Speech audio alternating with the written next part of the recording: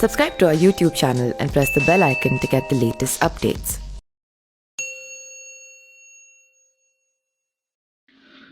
नमस्कार, मैं पिंटू सिंह यादव आप सभी का स्वागत करते हैं न्यूज लाइव में। दोस्तों, उत्तर प्रदेश में विधानसभा चुनाव का 5वें चरण का मतदान जोरों पर है, तो वहीं अब 7वें और 6ठे चरण के लिए भी लोग जो है काफ़ी ज़्यादा उत्सुकता दिखाई देने लगे हैं। और इसी में से एक सीट काफ़ी ज़्यादा चर्चा में बनी हुई है और वो बाहुबली मुख्तार अंसारी की सीट मऊ सीट है। जी हाँ, बात करें तो इस बार जो है मुख्तार अंसारी चुनाव नहीं लड़ रहे हैं, बल्कि उनके बड़े बेटे अब्बास अंसारी जो हैं वो चुनावी मैदान में उतर चुके हैं और वो लड़ाई लड़ रहे हैं, तो साथ में सरकार पर भी जमकर निशाना साधते हुए नजर आ रहे हैं। लेकिन बात करें तो उत्तर प्रदेश विधानसभा चुनाव के दौरान मऊ की सदर विधानसभा सीट खासी सुर्खियों में है। दरअसल सीट से बाहुबली माफिया मुख्तार अंसारी के बड़े बेटे अब्बास अंसारी चुनावी मैदान में हैं, तो वहीं बीजेपी ने अशोक सिंह पर दांव खेला है। और इस बीच अब्बास अंसारी ने बीजेपी के कैंडिडेट पर एक बड़ा आरोप लगाया है और सरकार के दबाव में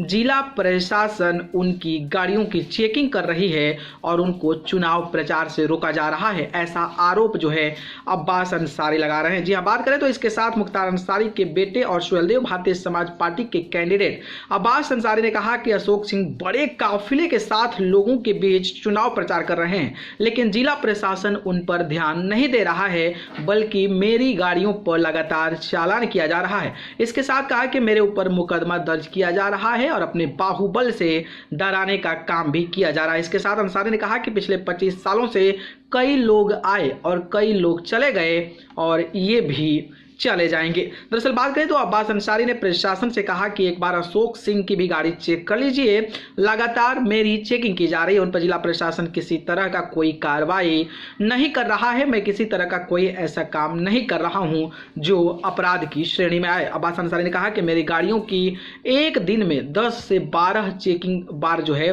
वो की जा रही है, यही नहीं मेरे कार्यकर्ताओं की भी चेकिंग की जा रही है। अंसारी ने कहा कि जिला प्रशासन मुझ पर लगातार दबाव बनाते नजर आ रहे हैं। वहीं बात करें तो बीजेपी कैंडिडेट ने भी उनका जवाब दिया है और कहा है कि इस मामले में कि मेरे द्वारा किसी तरह का किसी के ऊपर दबाव नहीं बनाया जा रहा है और ना ही किसी की गाड़ी चेक की जा रही है।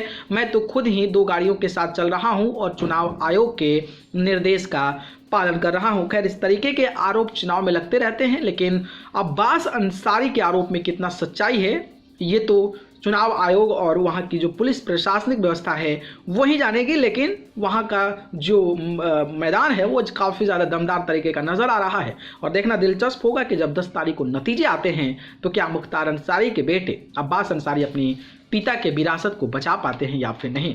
कमेंट बॉक्स में बताइएगा। धन्यवाद।